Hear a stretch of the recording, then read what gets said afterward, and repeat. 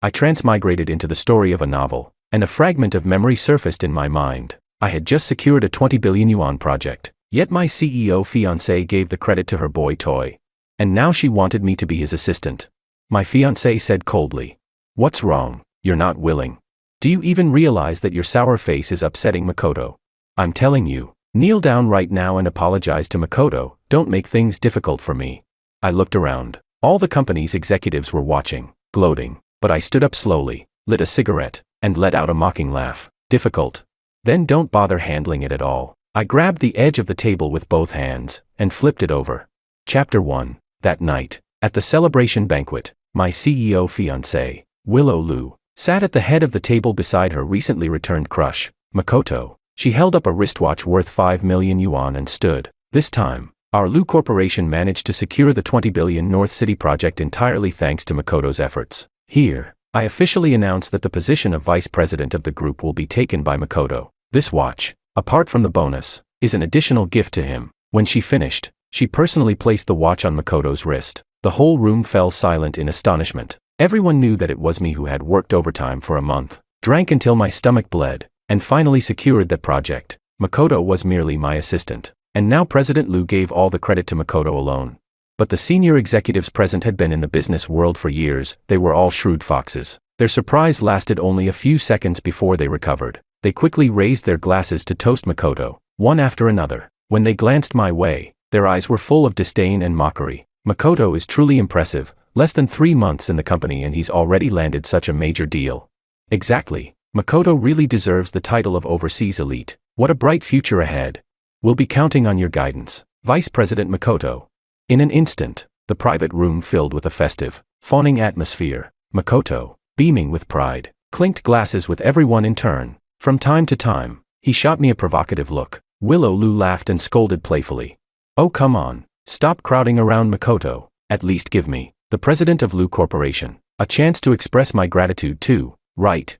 The tenderness in Willow's eyes was obvious, and those old foxes could all see it clearly. They started jeering, saying the two of them should drink a couple's toast to show sincerity. Willow pretended to hesitate, glancing at me secretly a few times. When she saw that I didn't react at all, a flicker of irritation crossed her eyes. Chapter 2. Urged on by the crowd's relentless teasing, the two of them finally drank the couple's toast. Makoto wrapped his arm around Willow's slender waist. Their eyes met, soft, lingering, filled with affection. The room erupted in thunderous applause. Every gaze turned toward me, unconsciously. In each of their eyes flickered disdain and gloating amusement. "George." Willow set down her glass, as if only now remembering that she had a fiancé, me. She curved her lips slightly, speaking in a tone that carried an air of entitlement. "Your business ability may not be as good as Makoto's, but it's still decent. Here's what we'll do. Starting tomorrow, you'll be Makoto's assistant. Work hard and support him properly." Seeing that I still didn't respond, my soon-to-be brother-in-law, Martin, the head of the logistics department, slammed his hand on the table and barked angrily.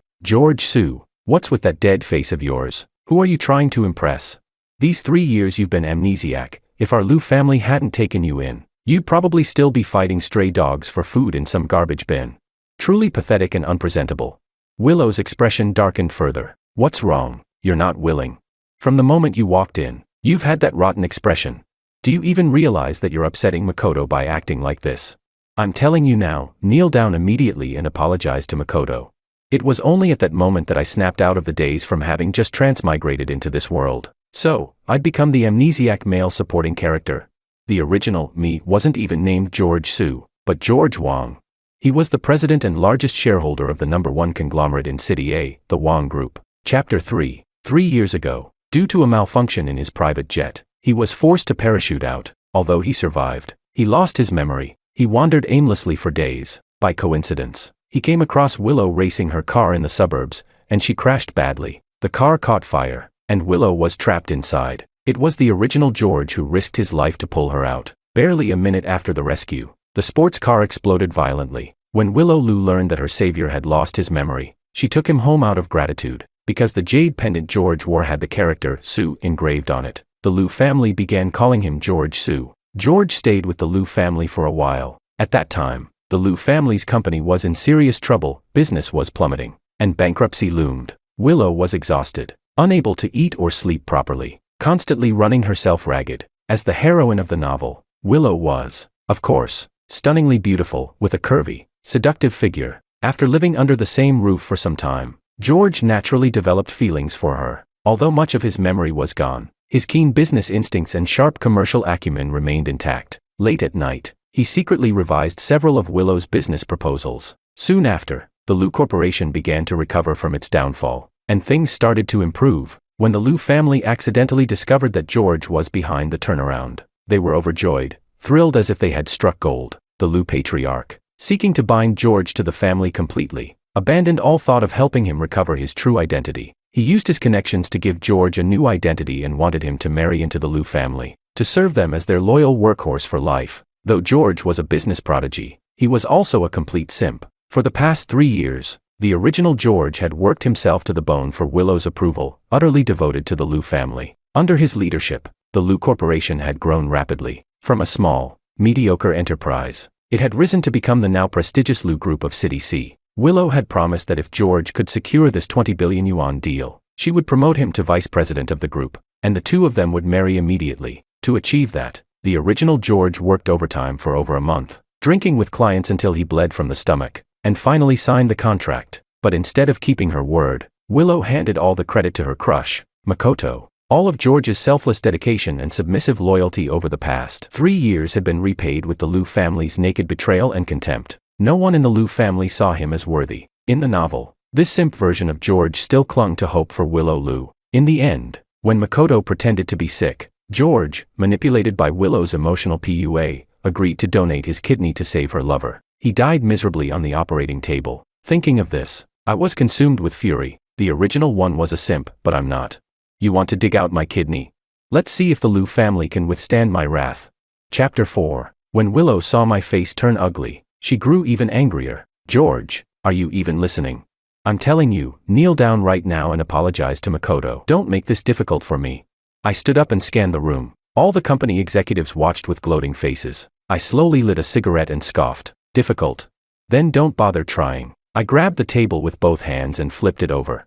With a crash, dishes and drinks flew through the air. The scene instantly turned into a mess. Broken porcelain and glass. Soup and wine splashed everywhere. Willow's pristine white suit was stained. Seafood soup drenched her head. Everyone in the room, except for a handful including me, was splattered and looked utterly humiliated. The private room fell into a deathly silence. Everyone was stunned by my crazy outburst. Willow snapped back to reality and exploded with rage. George, are you insane? After a brief moment of shock, Makoto's eyes quickly lit up with wild delight. He clutched Willow's sleeve with a wronged look. Willow, it's all my fault. I shouldn't have taken this project. George must be jealous. Willow, why don't we just give the credit for this project to George? I don't care what happens to me. Willow, distressed, immediately pulled him in to comfort him. Makoto, you're so kind. How could it be your fault? It's all because George is narrow-minded. I really gave him too much face. She turned to look at me, her gaze dark as night. George, hurry up and kneel to apologize to Makoto, or don't expect me to forgive you. My brother-in-law Martin had only just wiped the caviar off his face. A vein bulged on his forehead as he grabbed a bottle of red wine and barreled toward me angrily. George, you coward, are you fucking asking for death? Heh. Before transmigrating, I was a national Sanda champion. Although the original was a simp, he'd been pampered for years and remained in excellent physical condition. Little Martin's scrawny build, did he really dare come at me? With a thud, the wine bottle smashed against my forearm and shattered. Wine and glass shards sprayed everywhere. The executives gasped and quickly scattered. A flash of excitement lit my eyes as I seized Martin by the throat. I slammed him down to the floor. Chapter 5. I grabbed an empty wine bottle and smashed it down on his head. Bang. Oh.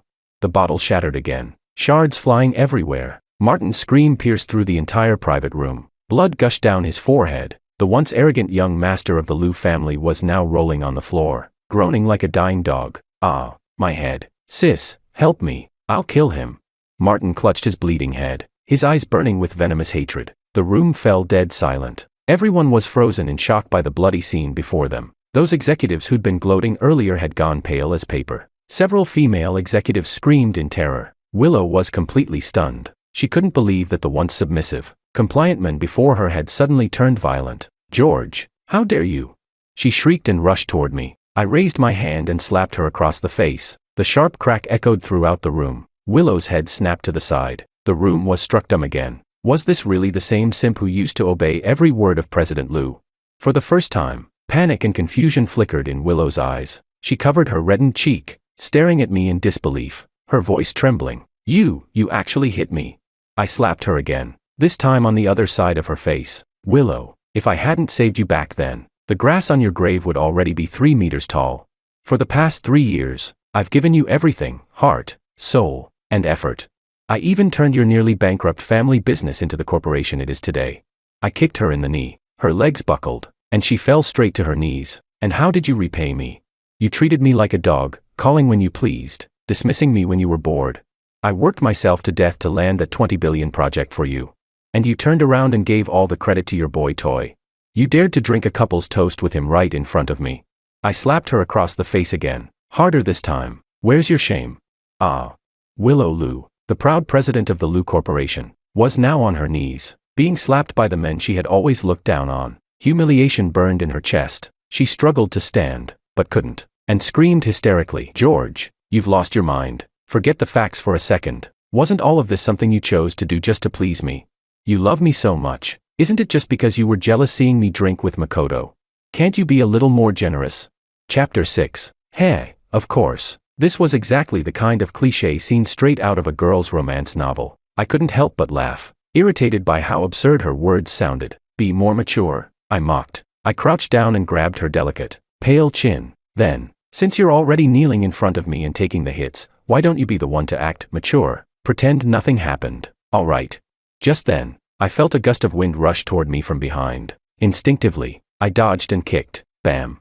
Makoto, who had been about to attack me with a bottle, took my kick straight to the stomach and went flying. He slammed hard against the wall and slid down, groaning in pain. Damn it, this fake pretentious coquette even dares attack me from behind.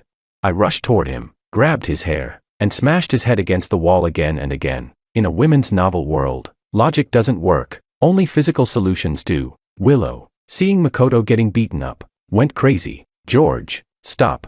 You can hit me all you want, but if you dare lay a hand on Makoto, you'll pay for it.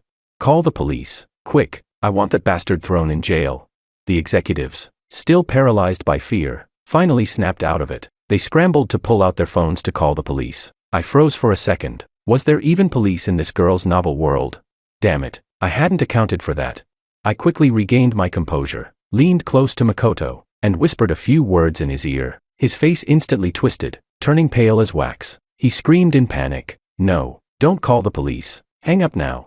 Chapter 7. For a few seconds, everyone stood frozen. No one knew whether they should continue the call or not. Seeing that Makoto could behave properly, I decided to forgive him for now. Willow immediately ran to him, her eyes full of worry. Makoto, his face pale and contorted, spoke quickly. Willow, don't call the police. The company just secured this crucial contract. If word gets out and it affects the partnership, the losses for the group would be immeasurable. And besides, you and George are an engaged couple. If this gets to the media, the reputation of the Liu family. This Makoto really deserved his title as the protagonist. Quick-witted, clever, and smooth-tongued. And as expected, his reasoning deeply moved Willow. Tears welled up in her eyes. Makoto, you're so kind. Even in this condition, you're still thinking about the company and the Liu family. I didn't bother exposing him. That Makoto was a venomous snake, and I planned to use him against the Lius. Before leaving, I gave Makoto one last kick. Then I turned and walked toward the door. Willow, furious, stood up shouting, George, what do you think you're doing? If you walk out of this room, don't ever come back. I'm warning you, if you don't kneel right now and apologize to me and Makoto, I'll never forgive you. I tilted my head slightly and gave her a mocking look. Oh, really? Then it's over. Willow, unless you kneel now and beg me, maybe I'll consider it. Willow exploded with rage, clenching her fists so tightly her knuckles cracked. I no longer felt like dealing with her powerless fury. I strode out of the hall with firm steps. No one dared stop me. The crowd backed away a few steps, their eyes filled with fear. George, you bastard, Willow shouted behind me. You're nothing but a dog of the Liu family. Do you really think you can survive without us? I didn't stop or even glance back. According to the original story, the Wang Corporation was still powerful under the leadership of its vice president, Anna. I didn't return immediately to the Wang Group headquarters. First, I went to the police station to retrieve my ID. Then to the bank to reactivate my card. Seeing that long string of zeros in my account filled me with a sense of security, I took the first flight to a small island in the South Pacific. After all, having just regained my fortune, the first thing to do was to relax a little. Chapter 8. I lay back on the beach chair, gazing at the turquoise sea and the endless blue sky, sipping a glass of rich red wine, watching the beach full of bikinis, and feeling two stunning young models massaging my legs. Now this was the ultimate pleasure of the rich.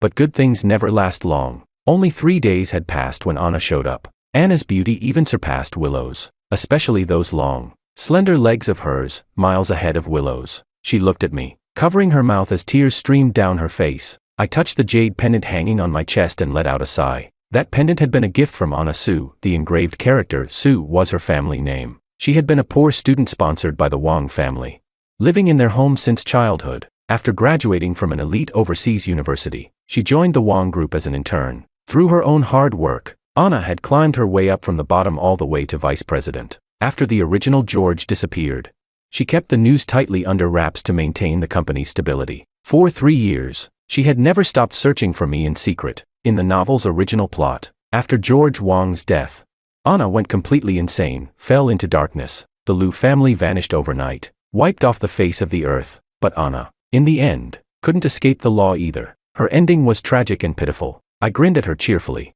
Anna, long time no see. Suddenly, she lost control of her emotions and threw herself at me. Her fists, carrying a faint fragrance, rained down on my chest like a storm. George Wang, you bastard.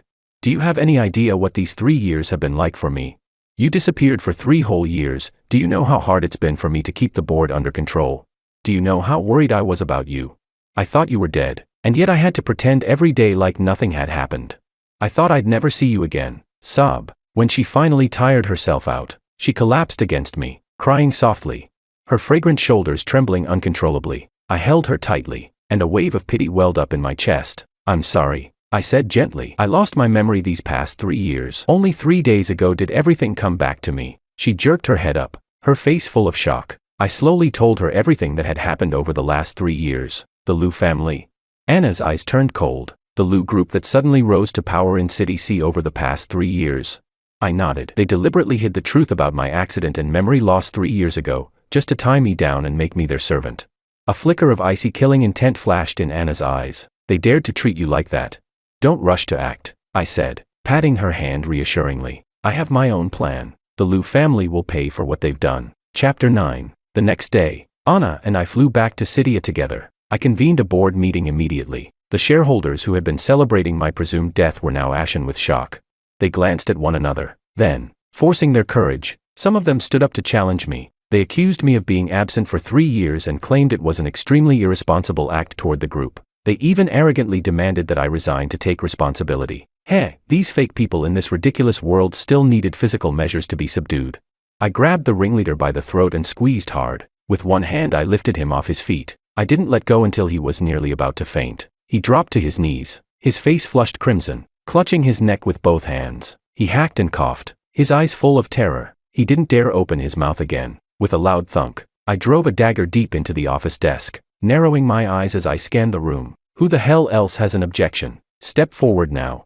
The other shareholders were cowed by my ruthless display. One by one they met my gaze and involuntarily bowed their heads. Seeing these troublemakers become obedient and restrained, Anna couldn't help but cast me a look of admiration. These past 3 years they had tormented her countless times. Many times after meetings she had snuck away to wipe her tears. Who would have thought that on the very first day of my return I would crush them so utterly that they couldn't lift their heads? I then issued my first strategic order. The Wang group would immediately advance into City C.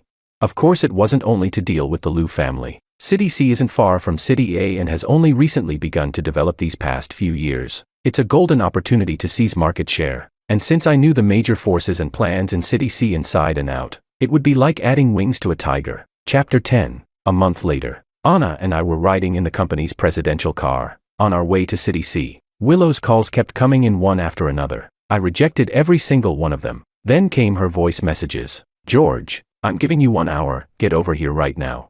You've made enough of a scene. What the hell do you want? If you come back now and apologize to Makoto, I can pretend nothing ever happened. Otherwise, don't even think about me forgiving you. I cursed under my breath, called her an idiot, then rolled down the car window and threw the phone out. My old number had already been reinstated. The identity of George Su was no longer needed. Anna held onto my arm and spoke softly. George, I've already had people look into what's going on inside the Lu Group. That fool Makoto is a total amateur, he doesn't understand anything. Since he became vice president, he's lost several major projects. In just over a month, the Lu Group's performance has already started dropping sharply. Makoto blames everyone else for the problems and spends every day raging in the company, firing several of the truly competent people. At this rate, we won't even have to do anything, the Lu Group will destroy itself soon enough. The chaos in the Lu Group didn't surprise me in the slightest. Willow, that hopeless love-brained woman, handed control of the company to a con artist. It would be a miracle if the company didn't collapse. Anna continued. Willow's only trying to reach you now because she's really desperate. Her eyes, bright as starlight, locked onto mine. George, don't tell me you still have feelings for her. I pinched her soft cheeks and gave them a playful tug. What are you thinking? Silly girl. Ow, that hurts. Anna pouted and slapped my hand away. Though a sweet smile spread across her face, I just got a little worried. That's all. You did spend 3 years with her. Thinking of the original George's 3 years of simping made my face burn with embarrassment. Nonsense. My brain must have been broken back then. All right. Don't bring that up ever again. Anna covered her mouth and giggled. I leaned in and planted a kiss on her flawless cheek. Besides, my Anna's prettier than she is, and you've got a better body too, with you by my side. How could I ever look at another woman? Anna's delicate face instantly flushed red. She nestled into my chest, too shy to lift her head. After a long silence, she whispered, George, yeah. Promise me, you'll never leave me again. Okay.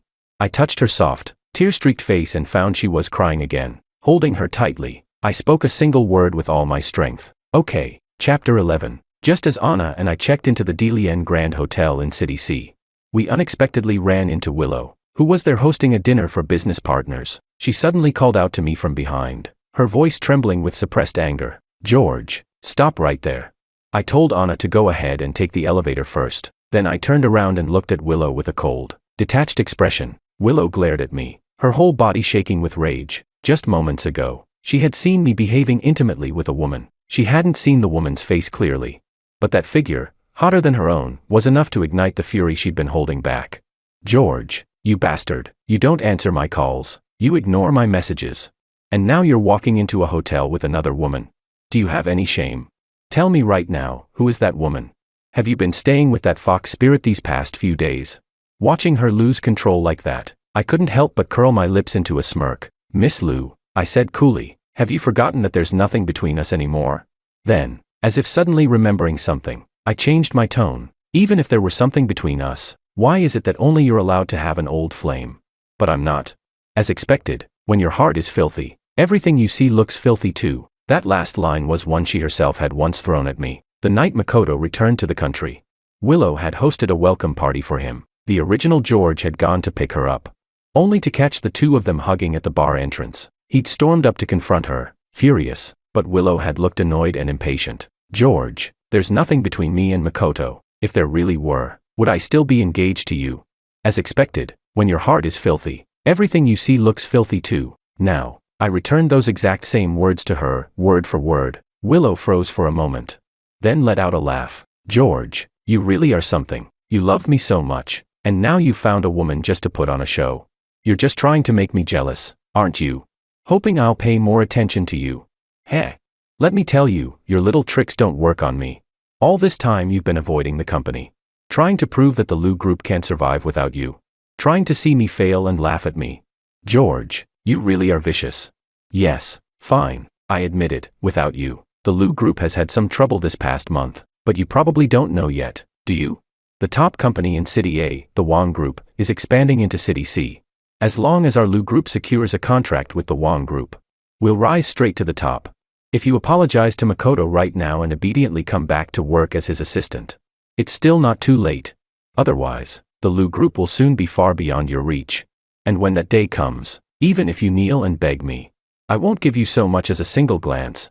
Just then, her phone started ringing loudly. I could tell right away, it was the custom ringtone she'd set for Makoto. She answered it, and her expression instantly changed. What? Your kidneys hurt? Wait there, I'll be right over. She hung up and hurried off, completely forgetting I even existed. Heh, so even after I'm gone, Makoto still won't give up. Still scheming to get at my kidney. His good days were almost over. Once Willow left, I turned to my assistant, who was standing nearby, and gave a calm order. Hire a private investigator. I want every move Willow and Makoto make watched closely. The assistant nodded quickly and rushed off to make the arrangements. Chapter 12. Why stay in a hotel when a big villa is so much more comfortable? The next day I had my assistant arrange the purchase of a top-tier estate. The assistant told me that Willow had been hanging around the Dalian Grand Hotel these past few days trying to track my whereabouts. But that hotel was a Wong Group property. There was no way anyone there would leak information to her. A week later, the Wong Group's 10 billion project went up for public tender at the Dalian Hotel. Anna and the company executives had gone to the venue early to set things up. I arrived shortly after with my assistant and bodyguards. To my surprise, at the hotel entrance we bumped into the Lu party. Willow looked very pretty, her makeup immaculate. Makoto and Martin were at her side, dressed in bespoke suits and carrying themselves with arrogant airs. When they saw me, Martin froze for a moment, then sneered, "George, what are you doing here? Can't make it anywhere else." "Huh, come apply to be hotel security," Makoto scoffed. "Maybe he's here to bid on Wong Group's 10 billion project," Martin mocked, glancing at the entourage behind me. "That guy, he really thinks hiring a few actors makes him a business tycoon. He's nothing but a waste our Lu family coddled. What right does he have to compete for Wong's projects?" I loosened up, my joints popping with a crack. I gave those two idiots a half smile, half smirk. My hands are itching again, feel like smacking two fools," I said. Martin and Makoto's faces changed in an instant. Both of them immediately took 2 hurried steps back. Their brutal beating at the celebration banquet was still fresh in their memories. Fear showed across their faces. "Why you, don't get crazy," Martin barked, trying to sound fierce but showing his weakness. "This is Wong Group's turf." I stepped forward another couple of paces, taunting. "So?" Makoto kept backing away, his voice starting to crack. "George, I advise you to behave. We're here to bid today. If you cause trouble, Wong Group won't let you off." I feinted a strike. The two of them panicked and darted into the hotel, then ran quite a distance before looking back at me, afraid I might pursue them in a frenzy. The other Lu executives, seeing this, kept their distance as well. Chapter 13. Willow's expression turned complicated when she saw the scene. She quickly caught up to me. "George, stop making a scene. You've been jealous for so long, there should be a limit. I'm giving you one last chance. Makoto's kidney is failing. As long as you agree to donate one of yours to him, I'll agree to marry you." I slapped her hard across the face. "Willow, do you think I'm an idiot? You want me to donate a kidney to Makoto, and I'm supposed to be grateful for it, even marry you afterward? With trash like you really think I'd ever want you? Pa, you're not worth a damn thing." Without another glance, I strode past her into the building. Willow clutched her face, shouting furiously behind me, "George, you bastard. Even now, you're still playing hard to get with me. I'm telling you, you're finished. When I win Wong Group's 10 billion project, I'll make you kneel before me and beg." Chapter 14. The bidding conference was packed to the brim. All of City C's business elites were waiting in eager anticipation. After all, the Wong Group, the #1 conglomerate in City A, was far beyond their reach. Up to now, it had always been Vice President Anna who represented the company in public. But this time, rumors had spread that the mysterious largest shareholder of Wong Group, the company's president, George Wong himself, would make a public appearance. The news had caused quite a stir. The Lu Group's executives sat in the audience looking full of confidence. In recent years, their company had risen rapidly. Many of their operations overlapped with the Wong Group's. Across all of City C, the Lu Group was considered the most likely candidate to win the bid. Many attendees cast them admiring glances. Then I entered, flanked by the senior executives of the Wong Group. Vice President Anna, like a gentle wife, stood half a step behind me at my side. We didn't have many people with us, but the aura we carried, it was overwhelming. Like an army of 10,000, the crowd froze in shock, then erupted into an uproar. Many recognized me immediately. Wasn't I that ex-fiancé from the Lu family, that almost son-in-law? How was this possible? How could he be the legendary president of the Wong Group, George Wong? The entire Lu delegation was dumbfounded. Willow screamed and jumped to her feet. "No way. How could you possibly be George Wong? You're just my simp. How could you ever be the president of the Wong Group?" The moment those words left her mouth, every Wong Group executive's expression darkened. Anna's face turned cold instantly. She grabbed the microphone and snapped sharply, "Miss Lu, if you dare speak disrespectfully to the president of Wong Group again, I'll have security throw every single one of you out right now." The other executives glared at the Lu delegation with open hostility. The threat was clear. Willow was completely cowed by Anna's authority, her face turning pale, then flushed, then pale again. Only now did she finally understand. She had never imagined that before I lost my memory, I had been a business titan, the president of the Wong Group, George Wong.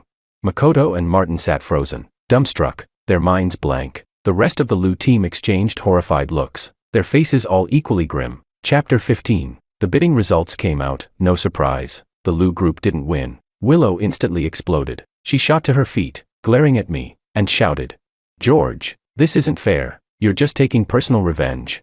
"Fine, I admit it, I was wrong. I shouldn't have treated you that way. But are you really going to just stand there and watch the Lu group collapse?" I looked at the Lu delegation with open mockery. My cold, emotionless voice echoed across the entire hall. "Heh, and what if I am taking personal revenge? What if I do want to watch your Lu family crumble back into the dirt, so what?" The whole audience erupted again. Arrogant. Utterly arrogant.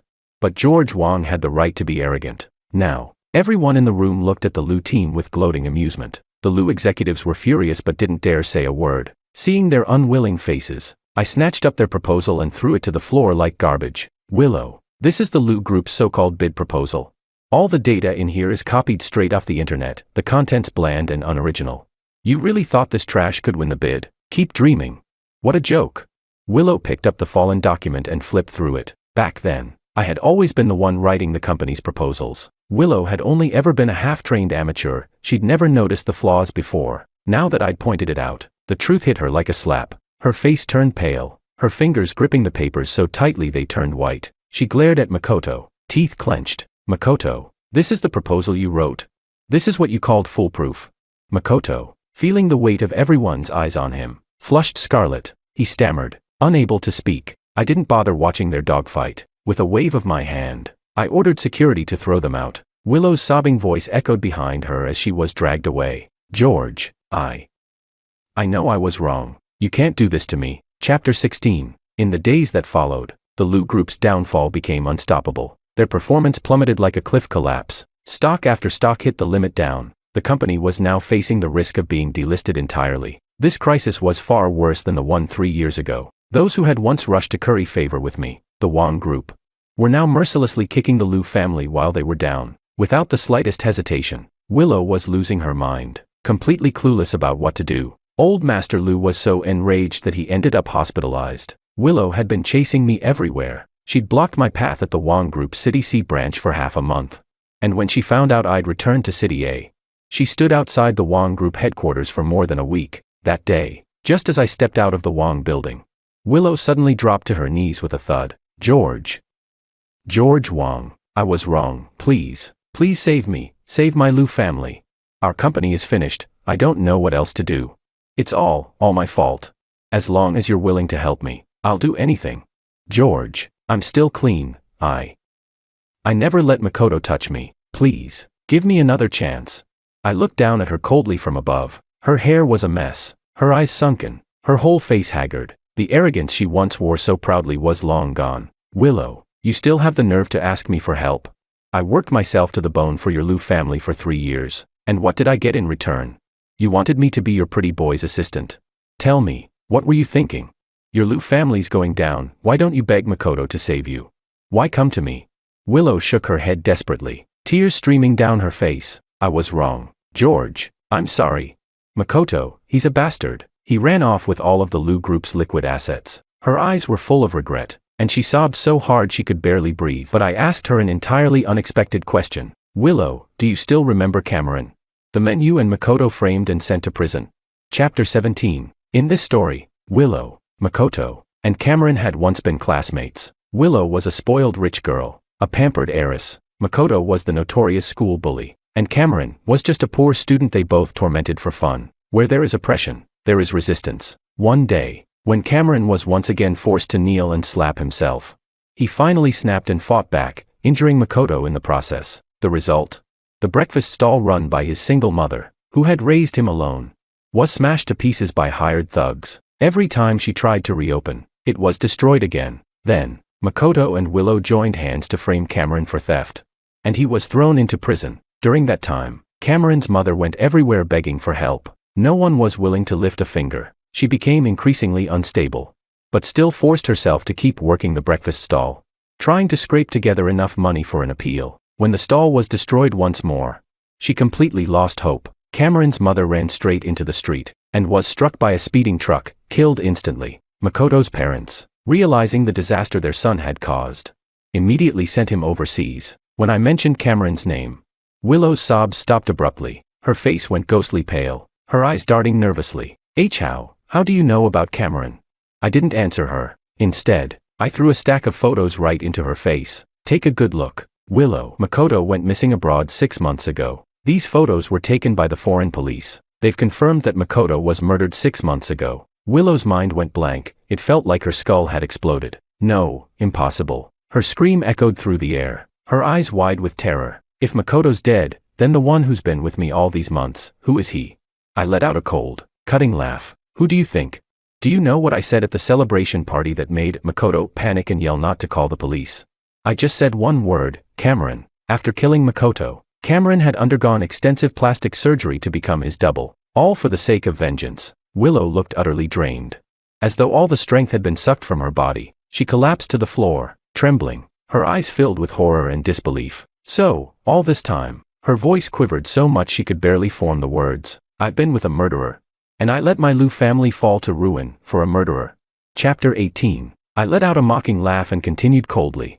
Oh, it's far from over. The overseas police also discovered that Makoto's killer was a professional hitman. You said Cameron ran off with all of your Lu group's liquid assets. With that kind of money, he could hire enough killers to take out an entire family. Do you really think Cameron would stop with Makoto? That he'd spare Makoto's family, or your Lu family? Willow's pupils shrank sharply. She stood frozen, her eyes filled with terror. And no, impossible. I crouched down, meeting her trembling gaze. Willow, you helped frame Cameron. You're just as guilty for sending him to prison, and for his mother's death. Do you really think Cameron will spare you? At that, Willow completely broke down. For a long time, she could barely speak. Then, trembling, her voice returned, hoarse and panicked. What do I do? What should I do? She grabbed onto my pant leg, crying hysterically. George Wong, please help me. You know so much, you must be able to find Cameron's whereabouts. Right. I was wrong. George Wong, I really was wrong. Please, save me. I slowly stood up, brushing the dust off my suit. Willow, everything that's happened to you, you brought it upon yourself. You're just getting what you deserve, and now you want to repent. Too late. Just then, my phone rang abruptly. When I answered, my assistant's anxious voice came through. President Wong, we just received news. Makoto's parents were in a car accident overseas. They both died on the spot. I had the call on speakerphone, so Willow heard every word clearly. Her body started trembling violently, her face going completely white. Looks like. I hung up and looked down at her with a faint, cold smile. The revenge has already begun. Without another glance, I turned and walked away, flanked by my bodyguards. George. Behind me came Willow's heart-wrenching scream. Later, my assistant reported what happened afterward. Willow went straight to the police, but it was too late. Old Master Lu had his oxygen tube pulled out in the hospital. He died that very night. Martin was found dead in a woman's bed. Only Willow survived, placed under police protection. But when she heard that her father and brother were dead,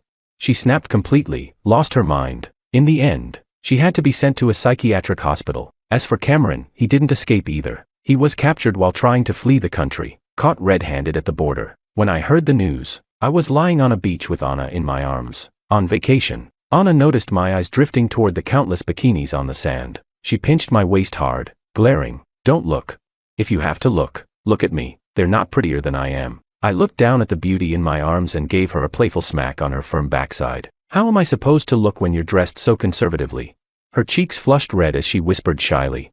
I bought a new one, some lingerie. There's not much fabric. I'll wear it tonight, just for you. Damn. The girl had finally learned how to tease. How could I possibly resist that kind of temptation? I pulled her close, tilted her chin up, and kissed her deeply.